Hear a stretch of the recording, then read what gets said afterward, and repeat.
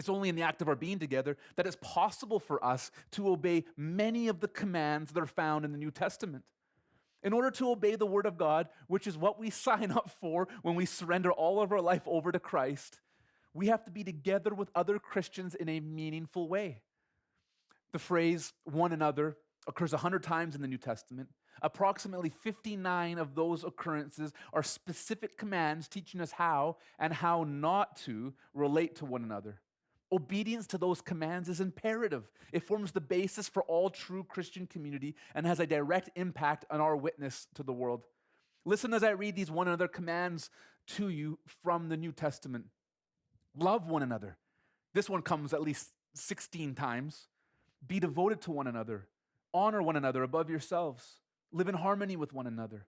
Build up one another. Be like-minded toward one another. Accept one another. Admonish one another. Greet one another. Care for one another. Serve one another. Bear one another's burdens. Forgive one another. Be patient with one another. Be kind and compassionate to one another. Speak to one another with psalms, hymns, and spiritual songs. Submit to one another. Consider others better than yourselves. Look to the interests of one another. Bear with one another, teach one another, comfort one another, encourage one another, exhort one another. Stir up, which means provoke or stimulate one another to love and good works. Show hospitality to one another. Employ the gifts that God has given us for the benefit of one another. Clothe yourselves with humility toward one another. Pray for one another.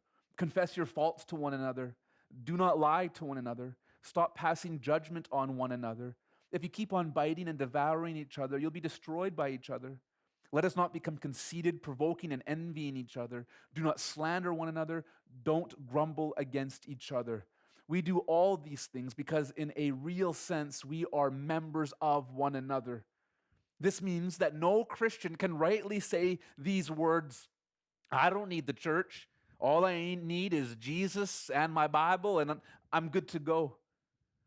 But how could we obey these one another commands if we are never actually with one another? It would be impossible.